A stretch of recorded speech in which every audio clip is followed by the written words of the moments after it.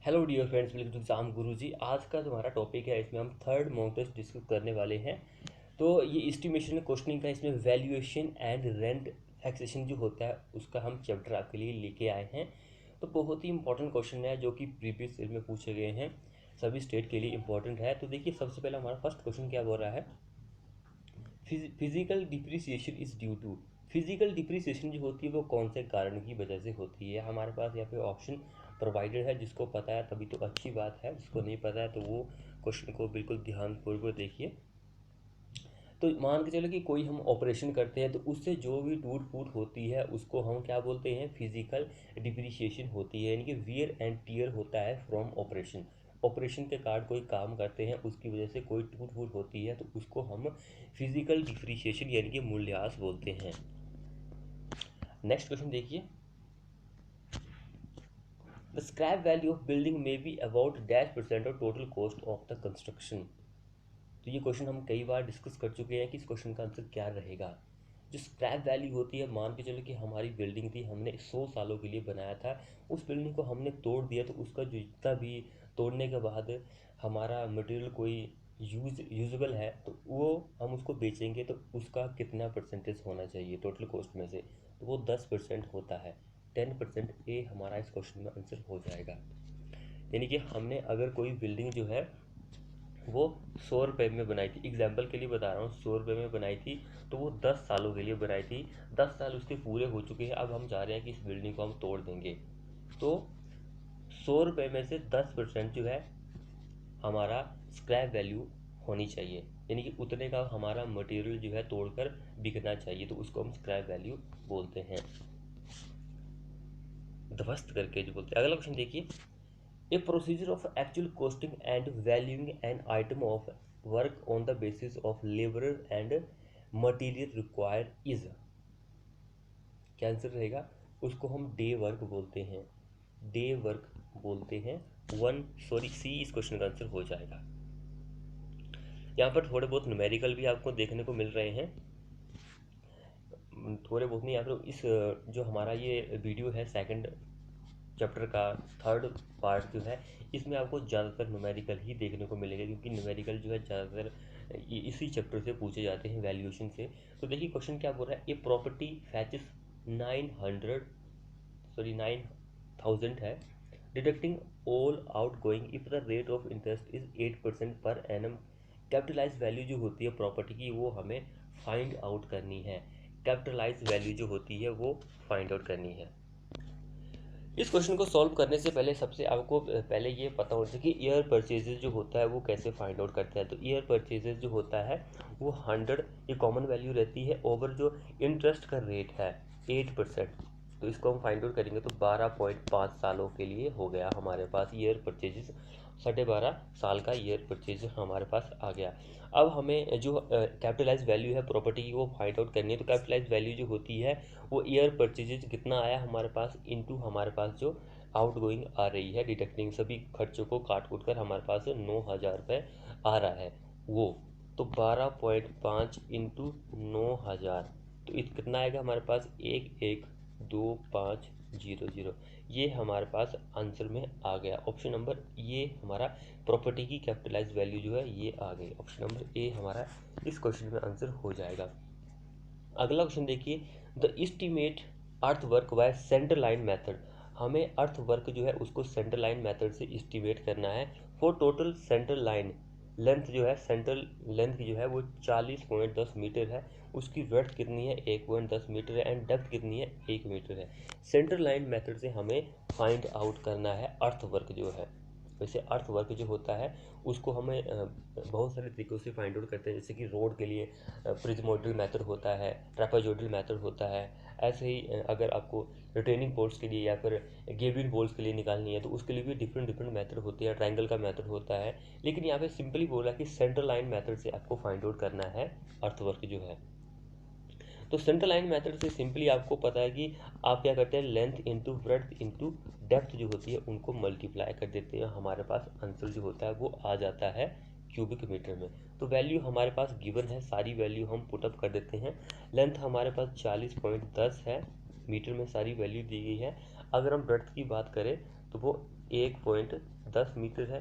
Depth की बात करें तो 1 मीटर है। इसको हम करेंगे तो हमारे पास 44.11 क्यूबिक मीटर आंसर आ जाएगा। सो डी हमारा इस क्वेश्चन में आंसर हो जाएगा। नेक्स्ट देखिए, estimate the quantity of plastering for 4 metre long, 3 metre high and 30 centimetre thick wall. क्या आंसर आएगा इस क्वेश्चन का? हमें क्वांटिटी जो है वो फाइंड आउट करनी है। हमारे पास लेंथ 4 मीटर दी गई है, हाइट कितनी दी गई है 3 मीटर दी गई है, एंड थिकनेस कितनी दी गई है 30 सेंटीमीटर दी गई है। उसके लिए हमें क्वांटिटी फाइंड आउट करनी है कि cubic metre square metre cubic metre कितनी आएगी। तो देखिए, ऐसे क्वेश्चन जब भी आपको पूछे जाते हैं, सबसे पहले मेन ऐसे क्वेश्चन को फाइंड आउट करने का ये होता है कि आपको उसका यूनिट ऑफ मेजरमेंट जो होता है वो पता होना चाहिए। क्वांटिटी की बात पूछ रहा है, क्यूबिक मीटर स्क्वायर मीटर, सिर्फ 2 ही ऑप्शन दिए गए हैं। तो सिंपली आपको पता है कि स्क्वायर मीटर ही यूनिट ऑफ मेजरमेंट होता है प्लास्टरिंग का। तो हमें सिर्फ 2 चीज़ें उसमें चाहिए होती है। एक तो हमारे पास उसकी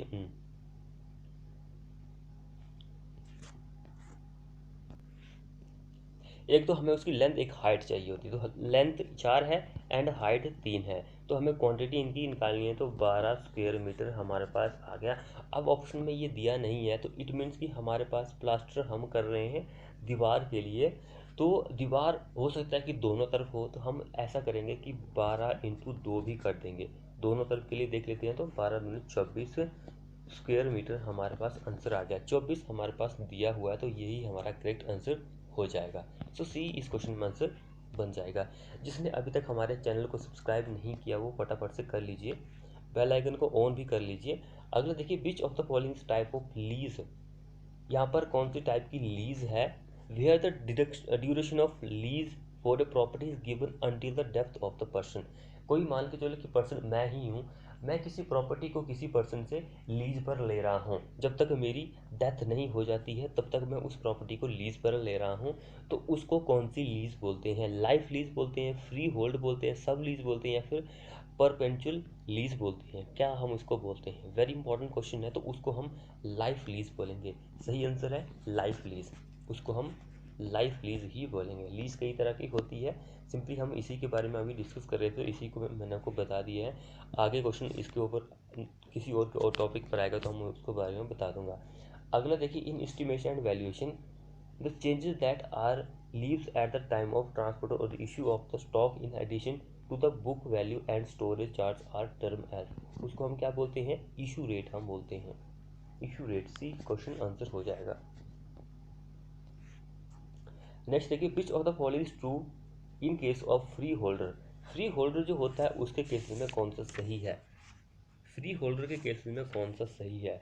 तो फ्री होल्डर के केस में a free holder is the absolute owner of the property. Free holder जो होता है वो किसी प्रॉपर्टी का एक स्वामी होता है, पूर्ण रूप से अधिकार होता है उसका, यानी कि ओन प्रॉपर्टी होती है, उसको ही हम फ्री होल्डर बोलते हैं। इस चीज़ को आप याद रखिए। हो सकता है आपको इसको लेकर क्वेश्चन भी पूछ लिया जाए, तो रिस्क नहीं लेना है। अगला क्वेश्चन देखिए, हमारे पास क्या बोल रहा है। The estimate prepared on the basis of build up covered area at the floor level of any storey of a building is known as. उसको हम क्या बोलते हैं? प्लिंथ एरिया एस्टिमेट बोलेंगे। अगला क्वेश्चन देखिए, a building is facing an annual rent कितना है? इतना हमारे पास एनुअल रेंट 1,80,000 है। Purchase desire to get 5% return on the capital. Capitalize value जो होती है वो हमें फाइंड आउट करनी है। तो कैपिटलाइज वैल्यू मैंने आपको बोला था, सबसे पहले आपको ईयर परचेज कितना होता है ये पता होना चाहिए। ईयर परचेजेस, तो ईयर परचेजेस 100, हमें 5% का इंटरेस्ट चाहिए, तो 20 सालों तक। तो अब हमें 20 इंटू 1,80,000 मल्टीप्लाई कर देंगे तो 36, 2 0 फिर 3 0, ये हमारे पास आंसर आ जाएगा। सी हमारा इस क्वेश्चन में कैपिटलाइज वैल्यू जो है वो प्रॉपर्टी की हो गई। अगला देखिए, in valuation identify method that is not use for assessing the rateable value of the property. Rateable value जो होती है उसको एसेस करने के लिए कौन सी वैल्यूएशन जो है वो नहीं है, तो वो होती है एमोर्टाइजेशन मेथड। परिशोधन विधि जो होती है वो नहीं होती है, नॉट यूज्ड फॉर। अगला देखिए, the ratio of current assets to current liability is known as. Current asset to current liability जो होती है उन दोनों का रेशियो क्या होता है, तो उसको हम क्या बोलते हैं, करंट रेशियो बोलते हैं। करंट एसेट्स एंड करंट, देखिए करंट करंट करंट आ रहा है, तो हमारा आंसर डी आंसर ही हो जाएगा। यहाँ पे ट्रिक भी मैंने आपको बता दी है कि इस क्वेश्चन को आप ऐसे भी सॉल्व कर सकते हैं। नेक्स्ट देखिए, which of the following is the most reliable estimate. Reliable जो होता है विश्वसनीय होता है, सबसे विश्वसनीय कौन सा होता है इन सभी में से, तो इन सभी में से जो विश्वसनीय होता है वो डिटेल एस्टिमेट ही होता है। वेरी इंपॉर्टेंट क्वेश्चन है ये, डी हमारा इस क्वेश्चन में आंसर बन जाएगा। अगला क्वेश्चन देखिए हमारे पास क्या बोल रहा है, विच of the following area is not include in carpet area. Carpet area में कौन सा इंक्लूड नहीं होता है, कारपेट एरिया जो होता है उसमें कौन सा इंक्लूड नहीं होता है। तो कारपेट एरिया जो होता है उसमें ये सभी इंक्लूड नहीं होते हैं। All option are correct, d हमारा इस क्वेश्चन में आंसर बन जाएगा। Wall along the door and other opening, ये कारपेट एरिया में कहाँ इंक्लूड होंगे, बरांडा कॉरिडोर पैसेज जो होता है ये भी नहीं होता है। इंट्रांस गेट ये सभी नहीं होते हैं। नेक्स्ट देखिए, what is the quantity of the work item are difficult to quantify and the rate analysis also complex issue, but still the contractor is willing to undertake a work, then the type of contract best suitable। कौन सा type का suitable होता है best, तो वो होता है lump सम contract. Lump सम contract हम उसको बोलते हैं।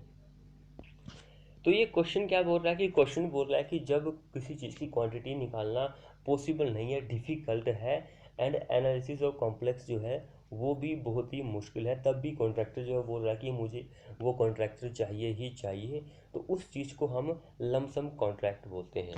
बी हमारा इस क्वेश्चन में आंसर हो जाएगा। अगला देखिए, when an owner can borrow money against the security of property and interest is paid then it is called. कोई ओनर है can borrow money against the security of property, property जो है उसको सिक्योरिटी के तौर पर रखता है, उसके ऊपर वो कुछ मनी ले लेता है, and interest is paid then is called, उसको हम क्या बोलते हैं,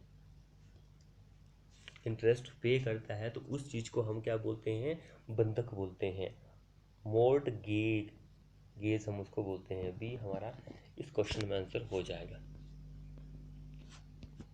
अब देखिए, रिवाइज एस्टिमेट जो होता है प्रिपेयर होता है जब original section detail estimate exceed हो जाता है, तो 5% से अगर ज़्यादा होता है। मान के चलो कि हमने किसी चीज़ का एस्टिमेट बनाया, एग्जांपल के तौर पर बता रहा हूँ, 100 रुपये हमने किसी चीज़ का एस्टिमेट बनाया, उसको जो PWD होता है किसी भी स्टेट का, उसने सेंक्शन कर दिया कि ओके बिल्कुल सही है, 100 रुपये हमने आपको सेंक्शन कर दिए, तो उस अमाउंट का 5% से एक्सीड हो जाता है, तो उस केस में हमें एस्टिमेट रिवाइज करना पड़ता है। डी हमारा इस क्वेश्चन में आंसर बन जाएगा।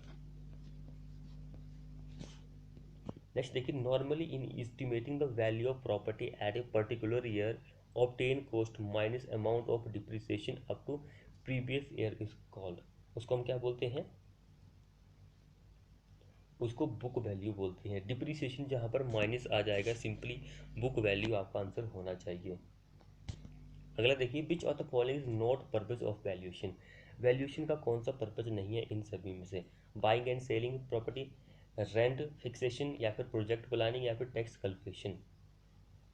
तो प्रोजेक्ट प्लानिंग जो होती है is not purpose of valuation, बाकी ये तीनों पर्पज है वैल्यूएशन के।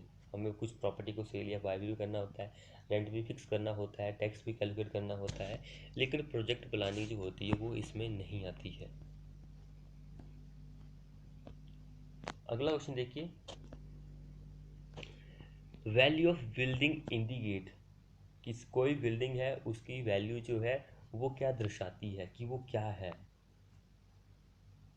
वैल्यू जो होती है प्रॉपर्टी की, किसी बिल्डिंग की, वो ये शो करती है कि भाई मेरी अभी स्टार्टिंग में इतनी वैल्यू चल रही है, प्रेजेंट वैल्यू ऑफ बिल्डिंग उसको हम बोल सकते हैं। भवन की वर्तमान मूल्य जो होता है वही इंडिकेट करती है, दर्शाती है। अगला देखिए, which of the following is not an out going of a building. Which of the following is not an out going of building.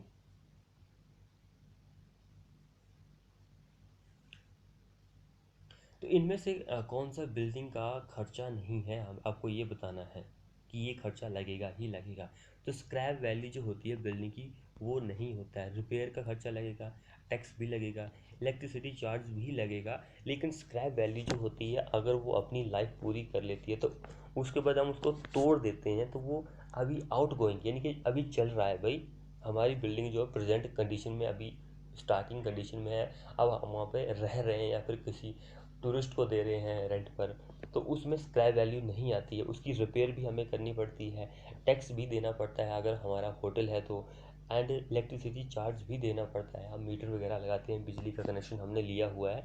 लेकिन स्क्रैप वैल्यू जो होती है आफ्टर तोड़ने के बाद लगता है 10%, वो भी cost of construction, cost of building. अगला देखिए, एक्चुअल कॉस्ट जो होती है और फिर work is known as. Actual cost जो होती है किसी काम की उसको हम क्या बोलते हैं।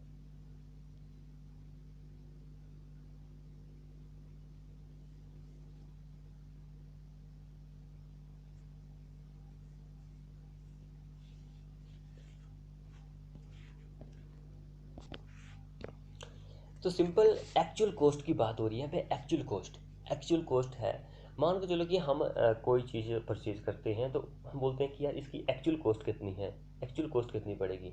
तो एक्चुअल कॉस्ट मीनिंग ये होता है कि हमने उस चीज़ को बाय कर लिया है, बाय कर लिया है तो इट मीन्स कि हमने जो वो चीज़ है वो हमारी कंप्लीट हो चुकी है, यानी कि कंप्लीशन ऑफ द वर्क, कार्य पूर्ण होने जो होता है उसको हम एक्चुअल कॉस्ट बोलते हैं। Think about is actual cost of work, उसको हम कंप्लीशन ऑफ वर्क बोलते हैं। आपको हर चीज़ में एक ट्रिक ढूंढनी है कि ट्रिक क्या बन सकती है इस क्वेश्चन में, तभी आपके माइंड में वो क्वेश्चन रहता है, तो उस क्वेश्चन को आप इजीली सॉल्व कर सकते हैं। अगले देखिए, तो constant percentage method is assume. Constant percentage method जो होता है उसको हम एज्यूम करते हैं that the property will lose its value by constant percentage of its value at. क्या आंसर रहेगा इस क्वेश्चन का। सिंपल क्वेश्चन को इस तरीके से समझते हैं कि क्वेश्चन क्या बोल रहा है कि मान के चलो कि हमने कोई बिल्डिंग बनाई है, 10 सालों के लिए हमने उसको बिल्डिंग को बनाया, 10 ईयर्स के लिए हमने बिल्डिंग को बनाया है। तो हमारी काम जो है कंप्लीट हो चुका है, उसकी यूजफुल लाइफ जो है हम उसको 10 सालों तक ही यूज कर सकते हैं। तो फर्स्ट ईयर हो गया, सेकंड ईयर चल पड़ा, थर्ड ईयर चल पड़ा, फोर्थ ईयर चल पड़ा। इस तरह से हमारे जितने भी साल बढ़ते जाएंगे तो हमारी जो प्रॉपर्टी है उसकी जो वैल्यू होगी वो क्या होगी, लूज होती जाएगी, लूज होती जाएगी। उसको हम क्या बोलते हैं, कांस्टेंट परसेंटेज मेथड जो होता है वो ये कहता है। तो हमारी जो बिल्डिंग की प्रॉपर्टी की वैल्यू है वो हर साल जो है क्या होती है, लूज होती है। डी हमारा इस क्वेश्चन में आंसर हो जाएगा। अगला देखिए, तो value at the end of the utility period without being dismantled. देखिए, विदाउट बीइंग डिसमेल्टेड, डिसमेल्टेड क्या होता है कि हमने उसको विखंडित कर दिया, ध्वस्त कर दिया, तोड़ दिया। अपनी कोई भी हमारे पास कोई चीज़ थी तो यहाँ पे बोल रहा है विद आउट, हमने नहीं तोड़ा है उसको, ध्वस्त नहीं किया है, कुछ नहीं किया है, तोड़ा नहीं है, विखंडन नहीं किया है, तो उस चीज़ को हम क्या बोलते हैं, सल्वेज वैल्यू बोलते हैं। अगर हमने उसको तोड़ दिया विद बीइंग, विद होता है यहाँ पे, विद होता डिसमेल्टेड, तो उस केस में हमारा कबाड़ मूल्य हो जाता, स्क्रैप वैल्यू हो जाता है। लेकिन अब हमारा सल्वेज वैल्यू होता है। इस चीज़ को आपको याद रखना है क्योंकि यहाँ से क्वेश्चन जो है आपका पूछ लिया जा सकता है। एंड जो हमारे पास सल्वेज वैल्यू जो होती है वो क्या हो सकती है, नेगेटिव भी हो सकती है, पॉजिटिव भी हो सकती है, डिपेंड अपॉन कि आपकी प्रॉपर्टी की कंडीशन कैसी है। तो इस चीज़ को आपको याद रखना है।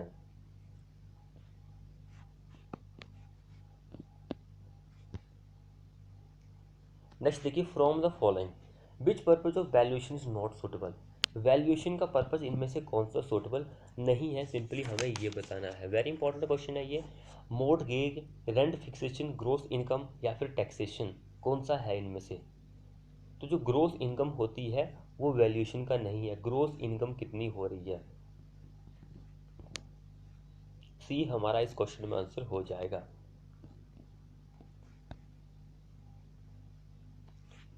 अब यहाँ से देखिए कितने सारे क्वेश्चन पूछे जाते हैं। एसएससी जेई में पूछे जाते हैं, हरियाणा जेई में पूछे जाते हैं, और भी कई स्टेट के जेई में ये क्वेश्चन पूछे जाते हैं कि dash building belong to group D.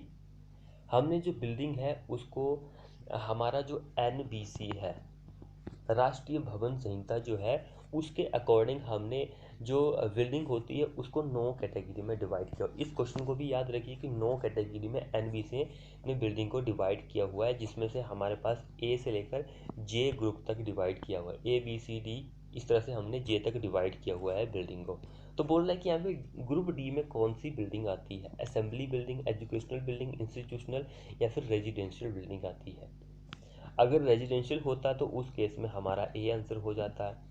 Educational होता तो उस केस में हमारा बी आंसर हो जाता है। लेकिन हमसे असेंबली के लिए पूछ रहा है, सभा के लिए पूछ रहा है, तो उस केसेस में हमारा आंसर जो होता है वो ग्रुप डी में आता है। ये ग्रुप डी में आता है।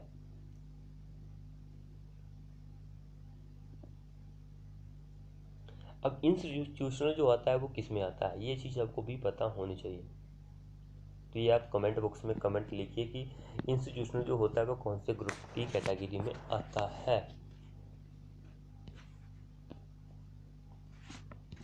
अगला देखिए, the art of assessing present fair value of property at A stated time is called.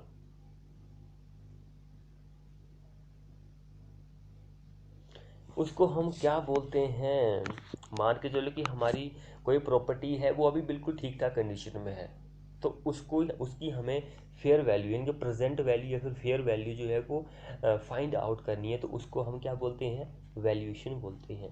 Valuation जो है बहुत ही इंपॉर्टेंट चैप्टर है, क्योंकि यहाँ से बहुत सारे एग्जाम में क्वेश्चन जो है पूछ लिए जाते हैं, तो इस चैप्टर को बिल्कुल ध्यान से आपको देखना है।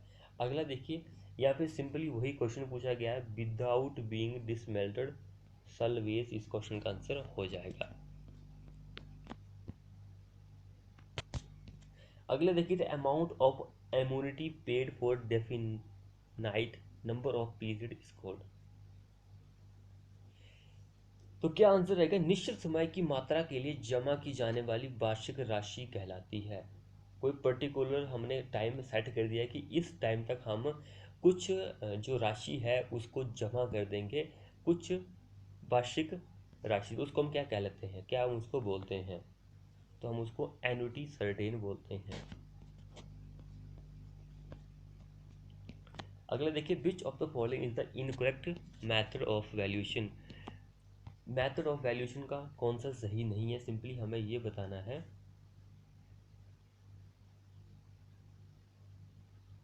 तो यहाँ पर हमारा direct comparison with profit value जो होती है वही इनकरेक्ट है। अब देखिए, scrap value of a property में भी, स्क्रैप वैल्यू जो होती है प्रॉपर्टी की वो क्या हो सकती है? तो वो भी नेगेटिव और पॉजिटिव दोनों हो सकती है। नेगेटिव एंड पॉजिटिव दोनों हो सकती है, सलवेज वैल्यू की तरह। अगला क्वेश्चन देखिए, if the rate of interest is 6% per annum then year purchase is. Year purchase कितना होता है? Rate of interest, year purchase, simply मैंने आपको बताया कि ईयर परचेज जो होता है वो आपको फाइंड आउट करना है कैसे? 100 ओवर हमारे पास इंटरेस्ट रेट दिया गया है, तो हमारा क्या आंसर आ जाएगा? 16.67। डी हमारा इस क्वेश्चन का आंसर हो जाएगा। ये हमारा ईयर परचेज आ गया। अगला क्वेश्चन देखिए, special repair work carried out every 4th year is known as. प्रत्येक 4 वर्ष बाद किए जाने वाले विशिष्ट मरम्मत कार्य को कहते हैं। एवरी 4 सालों के बाद हम रिपेयर करते हैं, स्पेशल रिपेयर करते हैं, उसको हम क्या बोलते हैं? एवरी, उसको हम क्या बोलते हैं?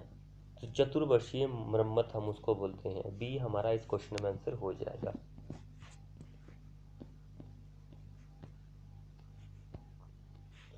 नेक्स्ट देखिए, the object of creating the sinking fund is to accumulate the sufficient money to, क्या आंसर रहेगा इस क्वेश्चन का? यहाँ पे डैश आएगा वैसे, तो इस क्वेश्चन का हमारा आंसर आ जाएगा option number 1, meet cost of construction and replacement after its useful life.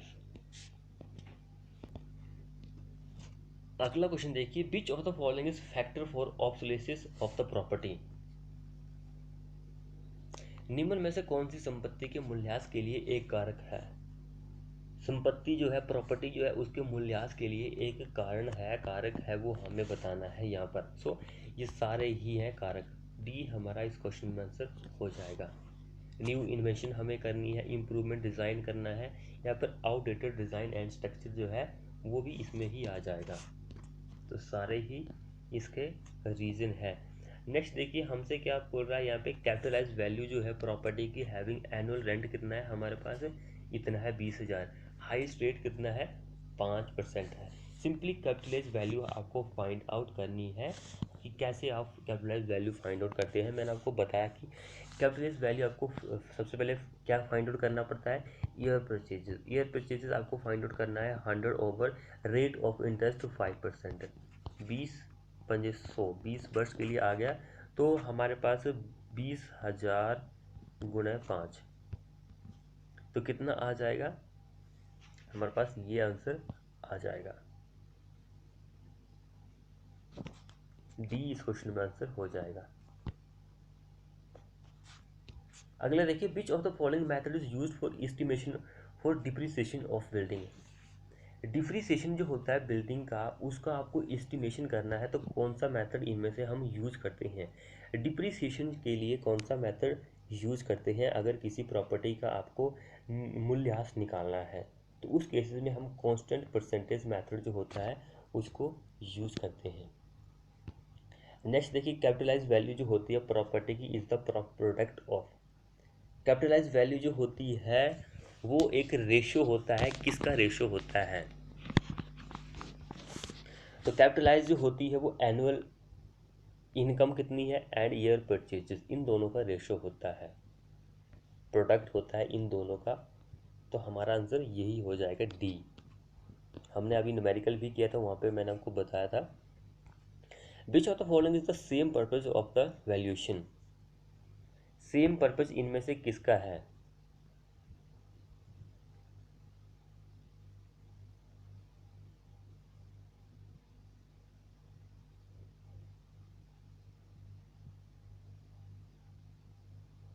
तो टैक्सेशन बिल्कुल सही आंसर हो जाएगा। अगला देखिए, gradual reduction in value with age of property is known as. Gradual, धीरे धीरे हमारा जो वैल्यू है किसी प्रॉपर्टी की समय के साथ कम हो रही है, उसको हम क्या बोलते हैं? उसको हम डिप्रिसिएशन बोलते हैं। डिप्रिसिएशन कहाँ पर दिया गया है? कहीं पर नहीं दिया गया है, तो मूल्यह्रास हम उसको बोलते हैं, लेकिन स्पेलिंग थोड़ी सी मिस्टेक हो गई यहाँ पर। डिप्रिसिएशन की वैल्यू जो स्पेलिंग होती है वो ये होती है डिप्रिसिएशन, तो उसको हम हिंदी में मूल्यह्रास ही बोलते हैं। तो सी हमारा इस क्वेश्चन में आंसर हो जाएगा, तो इसको आंसर करेक्ट मानते हैं। अगला देखिए, which of the following method is used for estimating cost depreciation. इनमें से कौन सा मेथड है जिसको हम यूज करते हैं estimate cost depreciation, estimating cost depreciation के लिए? तो कौन सा मेथड है वो? So all option are correct, ये सारे ही मेथड है। डी हमारा इस क्वेश्चन में आंसर हो जाएगा।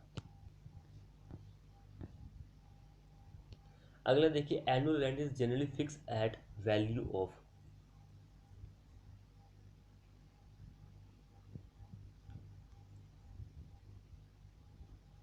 तो यहाँ पर क्या बोल रहा है कि अगर आपके पास कोई बिल्डिंग है तो आपको उसका 1 साल के लिए रेंट फिक्स करना है, तो आप कितना फिक्स करेंगे? उस प्रॉपर्टी की वैल्यू के परसेंट का।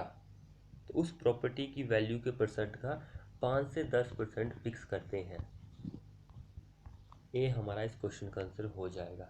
अगर हमारी कोई प्रॉपर्टी है जिसको हमने 1 करोड़ में बनाया है, 1 करोड़ लगाया उस बिल्डिंग को बनाने में, तो हम 1 साल का जो रेंट है वो 5 लाख से 10 लाख रुपए रख सकते हैं, क्योंकि उस प्रॉपर्टी को बनाने में हमें 1 करोड़ का खर्चा आया है। तो ये फिक्स किया है हमारे PWD ने। अगले देखिए, the technique of finding the fair price of an existing building और प्रॉपर्टी। हमारी जो बिल्डिंग है वो एग्जिस्ट करती है मौजूद है, बिल्डिंग है, हमारे पास प्रॉपर्टी है, तो उस प्रॉपर्टी का हमें एक फेयर प्राइस जो है वो रखना है। तो उस टेक्निक को हम क्या बोलते हैं? उस टेक्निक को हम वैल्यूएशन बोलते हैं। बी हमारा बिल्कुल करेक्ट आंसर बन जाएगा। तो फ्रेंड्स, जिसने अभी तक हमारे चैनल को सब्सक्राइब नहीं किया वो कर लीजिएगा, बेल आइकन को दबा लीजिए, वीडियो को शेयर भी कीजिए। अगला देखिए, तो actual amount incurred in proceeding a community which has some value is called. तो हम उसको कॉस्ट बोलते हैं। डी हमारा इस क्वेश्चन में आंसर हो जाएगा।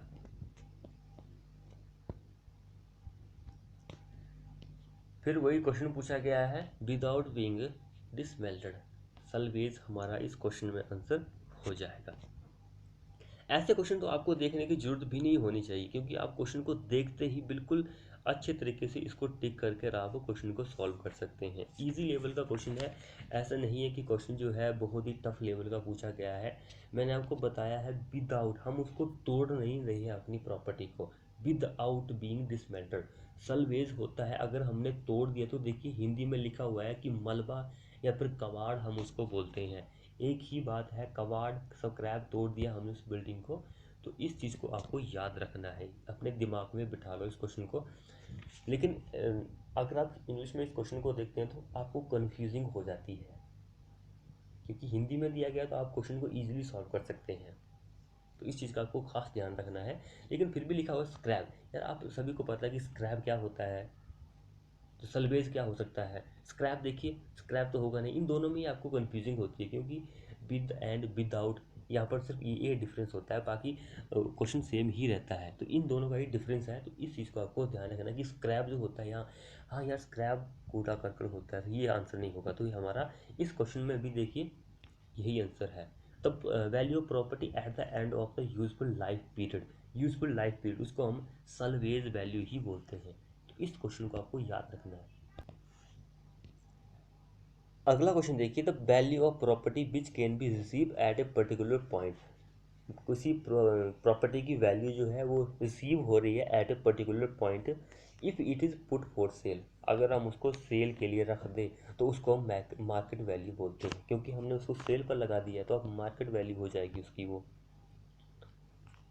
अब ये देखिए question, the value of the dismantled material less the cost of dismantling is called. उसको हम क्या बोलते हैं?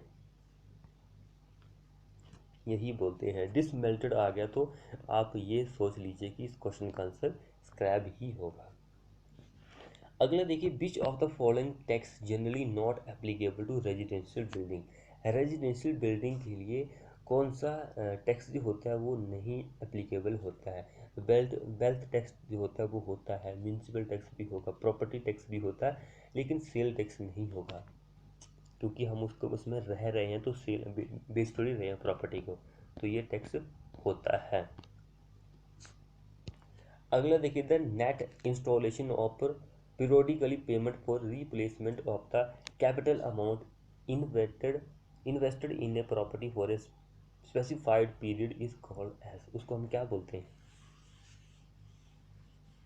उसको हम एन्युटी बोलते हैं, एन्युटी वार्षिकी बोलते हैं। डी हमारा इस क्वेश्चन में आंसर हो जाएगा। अगला क्वेश्चन देखिए, work out the exact quantity of various item of work is known as.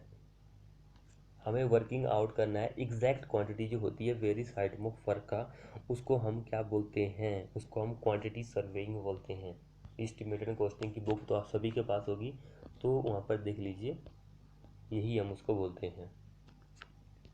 अगले देखिए, तो value of property during its useful life based on purchase value and depreciation etcetera is known as.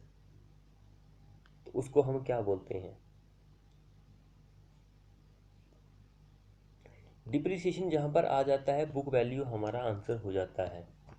Confuse नहीं होना है ऐसे question में। अगला question देखिए, in construction project the time corresponding to minimum total project cost is. ये question HP JE में पूछा गया था, यूपीएससी जेई में पूछा गया है, एंड उत्तराखंड जेई में क्वेश्चन पूछा गया है। तो उस क्वेश्चन को आंसर हमारा between normal and crash time होता है। सी इस क्वेश्चन में आंसर बन जाएगा। अगला क्वेश्चन देखिए, due to end of circulation of shape या फिर डिजाइन ऑफ प्रॉपर्टी।